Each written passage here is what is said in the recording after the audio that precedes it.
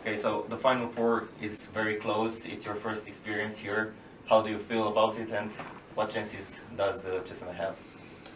I'm very honored to be in with this top team and with the girls and with the club and everything, and I'm very satisfied with what we have achieved so far. And it was very good for me and the girls to have like a normal week last week, because it was normal basic training, and we are now this week trying to prepare for Vardar. But I'm very glad that I have CSM because it's the most experienced team. I think it's a team who can be the best team.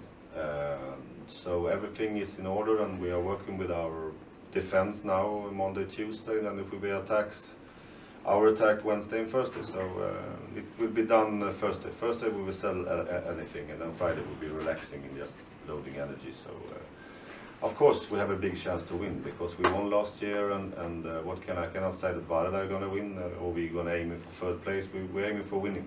But the most important thing is when we look at ourselves in the mirrors when it's over, we have done our best preparation, stick to the plan. If some other team wins, they win. But they're going to really hard time to beat us. You saw the match CSM Vardar from last year? I will not. I haven't, but I will. I will see that, because I will pick some good sequences from that game to use to you know how the brain works with success, you know, with the girls. And for me, I will see what happened. I waited for that game. I will see tomorrow or maybe on Thursday. How many matches you see with Vardar? I saw a bit more games now, because I think I have said 6 games, because they have done also lots of changes of coaches. I wanted to see if something has changed. They have, I think, changed as many coaches as CSM have done, and then you know things can change. Now they have Kucharo and Potaratskaya, and they have Davis, and you know, you're looking for pattern. You're looking for things to take advantage of, weak spots and strong spots. But it's normal for me. It's not. It's the same every time. You know, it's you are so tired of. I'm so tired of Vardar right now. But I'm over the workload, and now we just try to say the correct things to the girls.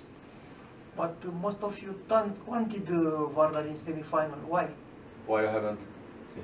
We wanted Vardar in semi-final. I wasn't happy or unhappy with the draw, but it was like Vardar. But you know, it's obvious that Vardar is the favorite to win the title. They have obviously the best individual players, but you know, when you get a team, you start to prepare, and okay, maybe we can beat them there, and maybe you always wanted it that they're going to suit us good. I hope they will suit us good. I hope that, but we will see. But I don't know if I was happy. I wasn't done. I was nothing. I was just calm and okay, bring on Vardar. So for me it was okay, and for the girls it was okay as well. What is good for the girls, I think, they have the memories from last year. That can be good, because the brain works that way, that maybe you can find pictures in your head from last year, and I don't think Vardar can find that pictures in their head. It's possible to repeat this match? Yes, it is. It's possible. Your naming in CSM has been a little bit of a surprise coming this late in the season. Could you please tell us 3 things that surprised you at CSM, what you didn't expect and happened here? It's really hard to find 3 things, but one thing didn't surprise me, but maybe it was a surprise, because after the first 20-meter chat I had with them on first training, it felt like they were supporting directly the plan. That surprised me in a good way. The traffic surprised me. No, not the big surprises. I also, for me, it's extremely important that this is not an answer to the question, but you know, these 8 cultures, so he's here to try to, I don't know, actually nothing surprised me. I think they were dedicated, but in this top team you get, if you say I tense training like this, it's I tense. If you don't say, it's not. That's the difference between what I'm used to, you know. It surprised me that they have the bottom to push on, the players have. Because they can be like this, like lazy, and then you whistle, or okay, I want to have this, and then in 5 seconds it's 100% focus. Is it difficult to coach a team like this? No, I don't think it's possible. I don't think it's hard at all, but it's also because they support me, and they, as I said to them before the first game, you need to help me now because this is my first game. I didn't know how they react on the games. I can see on video, but it's different. But I think they behaved exactly the way that made me do my work.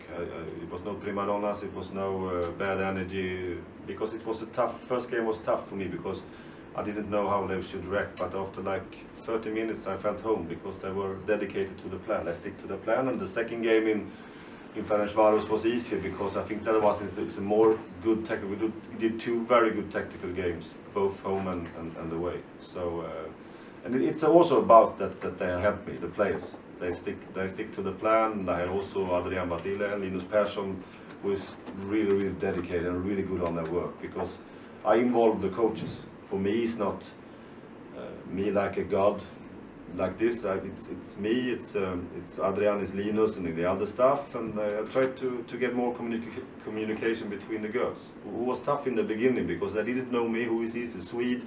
He's coming down here. Okay, there was reserve, but I think one of the main things that we succeeded with now is that now they communicate. They're okay to say what they think. We can talk about different details, and then I decide. But we will decide for today, for example, we decide, okay, today we decide the defense. It's this structure.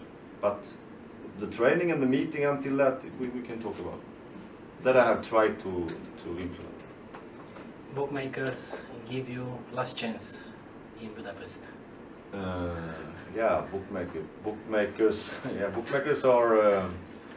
That's very good that we are underdog, and I think the odds should be a bit more equal. But I think it's good that they can have the favorite hat. For me, it doesn't matter, because last year they had the favorite hat also, and it's not all. It's not the favorite's not winning every time, as you know.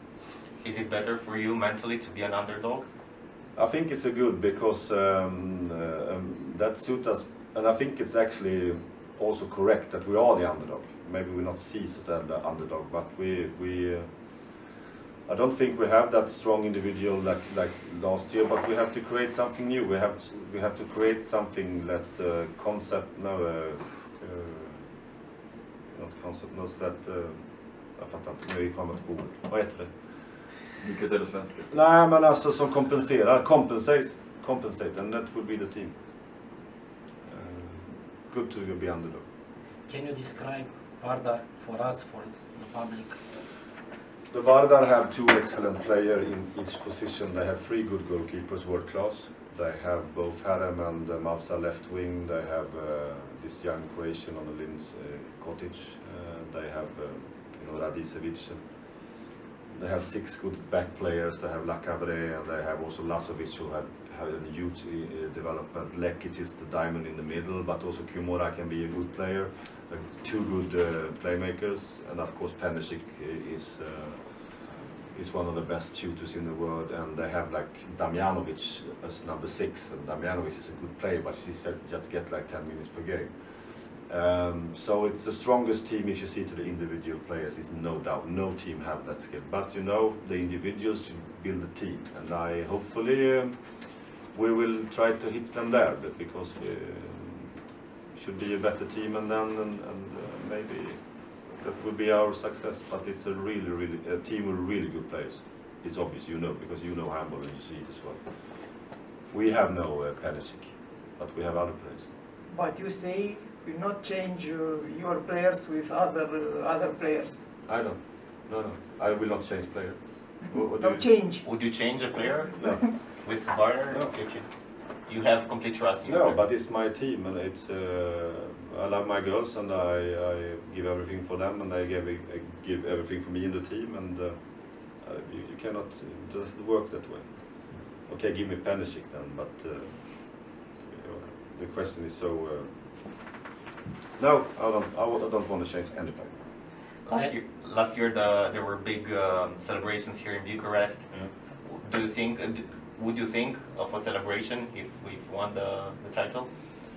Yeah, I hope so, because I've seen how extremely important it is for the Bucharest, and I think also for the Romanian people. Now I have been playing 2 away games, and they are really cheering for us. And when we come, they cheer and they hug, and they will take picture of the girls. And I think it's the passion for the team. I don't really understand everything, but it's maybe when we met Ferencváros it was more like Romania, Hungary. But so I think it's important for the people. So hopefully it will be celebration. But not you talk now. You're talking about celebration. Don't jinx it, because of the first game you said you were almost down to Final 4, and that's a typical thing. I know you said here because you wanted to push it, but. If there is any chance that we win the title, so not jinx it now. Hopefully it will be celebrations. Did you think about a particular celebration for you? Not jinxing it, of course. I'm just thinking of the next practice, the next tactical meeting, 4:30. I'm thinking about. So you'll celebrate with a tactical meeting for the game in the cup against Cluj. Yeah, maybe I don't know, but I'm not so far. I'm here and now. It's the meeting in Apollo. I mean, 4:30. I'm looking forward to.